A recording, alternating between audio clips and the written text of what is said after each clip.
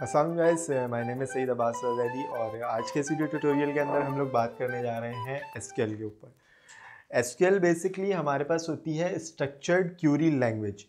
SQL हमारा जो एक टर्म यूज़ की जाती है एसक्यूएल एक कॉमन टर्म होती है जो हमारी किसी भी डेटाबेस से जो कम्युनिकेशन की जाती है वो एक जिस लैंग्वेज के थ्रू की जाती है उस लैंग्वेज को हम एसक्यूएल कहते हैं।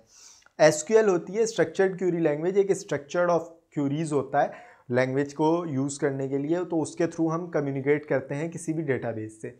अब हमारे पास दो किस्म की जो है वो एसक्यूएल्स आती हैं। जो हम ऑरेकल की अगर बात करें तो ऑरेकल के अंदर हमारे पास या तमाम डेटाबेस की बात भी की जाए तो उसके अंदर भी दो किस्म की एसक्यूएल आ रही होती हैं। एक हमारे पास ऑरेकल के अंदर जो होती है, एक हमारे पास होती है एनसी एसक्यूएल होती है और सेकंड हमारे पास होती है पीएल एसक्यूएल।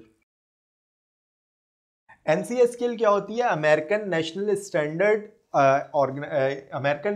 स्टैंडर्ड इंस्टीट्यूट ने एक स्टैंडर्ड सेट किया था लैंग्वेज का एसक्यूएल के अंदर, जो तमाम डेटाबेस के ऊपर अप्लाई होता है। जितने भी डेटाबेस सिस्टम एग्जिस्ट करते हैं उनके अंदर जो लैंग्वेज एक कॉमन यूज़ हो रही होती है वो हमारे पास होती है एसक्यूएल लैंग्वेज। चाहे वो ऑरेकल का डेटाबेस हो, माई एसक्यूएल का डेटाबेस हो या कोई भी और दूसरा डेटाबेस हो, उसके अंदर हमारे पास एनसी एसक्यूएल जो होती है वो लैंग्वेज एक स्टैंडर्ड होता है जो तमाम डेटाबेस के ऊपर चलता है।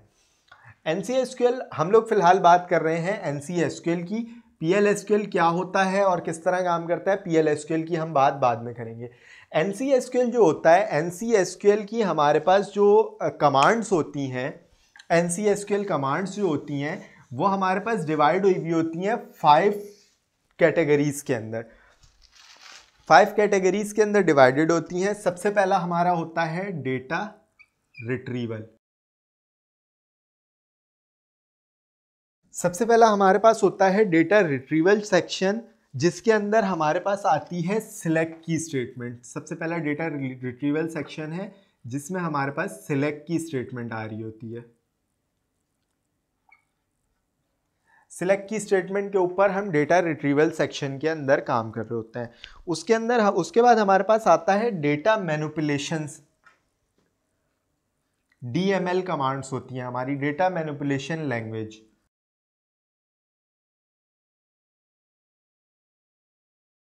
को हम डीएमएल कहते हैं, डेटा मैनिपुलेशन लैंग्वेज। ये डेटा को मैनिपुलेट करने के लिए यूज होती हैं। इसके अंदर हमारे पास 4 किस्म की कमांड्स आती हैं: इंसर्ट, अपडेट, डिलीट और मर्ज। ये हमारे पास 4 किस्म की जो कमांड्स होती हैं ये हमारी आती हैं डेटा मैनिपुलेशन लैंग्वेज के अंदर। उसके बाद हमारे पास आता है data definition language. DDL commands आती हैं, डेटा डेफिनेशन लैंग्वेज।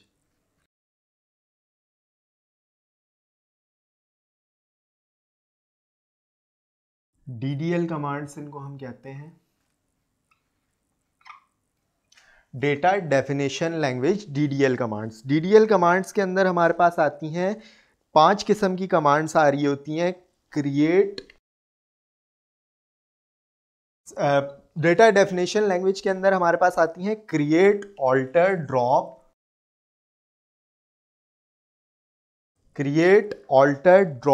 रीनेम और ट्रंकेट।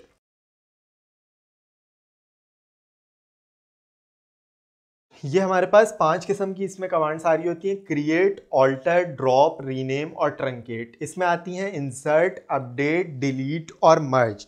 इसके बाद हमारे पास आता है data control language, DCL commands.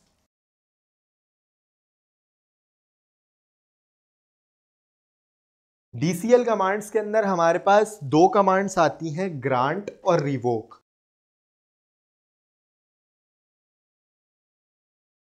ये बेसिकली जो मैं नाम लिख रहा हूँ ये सारी कमांड्स हैं जो क्यूरीज हम बनाते हैं, वो इन कमांड्स को यूज़ करते हुए हम बना रहे होते हैं। उसके बाद हमारे पास एंड पे आती हैं transaction control commands.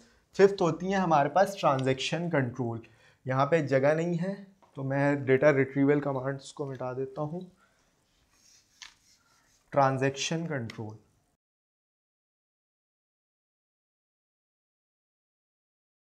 Transaction control command के अंदर हमारे पास आती है कमिट, रोल बैक और सेव पॉइंट।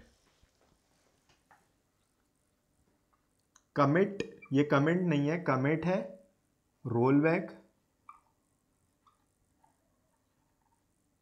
और सेव पॉइंट।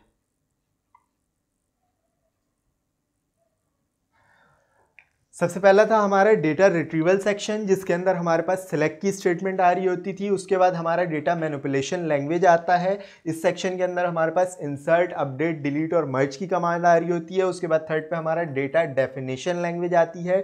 डीडीएल कमांड्स हमारी होती हैं क्रिएट, ऑल्टर, ड्रॉप, रिवोक और ट्रंकेट। उसके बाद हमारे पास आती है data control language, DCL commands, इनको डीसीएल भी कहते हैं। डीसीएल कमांड्स में हमारे पास ग्रांट और रिवोक के दो स्टेटमेंट्स आती हैं। उसके बाद हमारे पास आती है transaction control command. Transaction control command के अंदर हमारे पास कमिट, रोल बैक और सेव पॉइंट, ये 3 कमांड्स आ रही होती हैं। तो हमारी जो NCSQL होती है उसको हमने इन 5 कैटेगरीज के अंदर डिवाइड किया हुआ होता है। और ये 5 कैटेगरीज की जो ये जितनी भी कमांड्स हैं, ये जितने भी डेटाबेस एग्जिस्ट करते हैं उनके ऊपर ये एक स्टैंडर्ड लैंग्वेज है जो तमाम डेटाबेस के ऊपर वर्क करती है। तो हम लोग इंशाल्लाह इसी सीक्वेंस से जो है वो अपनी कमांड्स को आगे हैंड्स ऑन भी करने जाएंगे। सबसे पहला हमारा सेक्शन जो आएगा वो डेटा रिट्रीवल सेक्शन होगा और उसके अंदर हम लोग डेटा रिट्रीवल सेक्शन से रिलेटेड ही सिलेक्ट की स्टेटमेंट का यूज़ करना सीखेंगे। तो आज की वीडियो के लिए गाइज इतना ही। आज की वीडियो के अंदर हमने स्ट्रक्चर क्यूरी लैंग्वेज के अंदर हमने देखा कि हमारे पास 2 किस्म की लैंग्वेजेस होती हैं, एक NCSQL और एक PLSQL।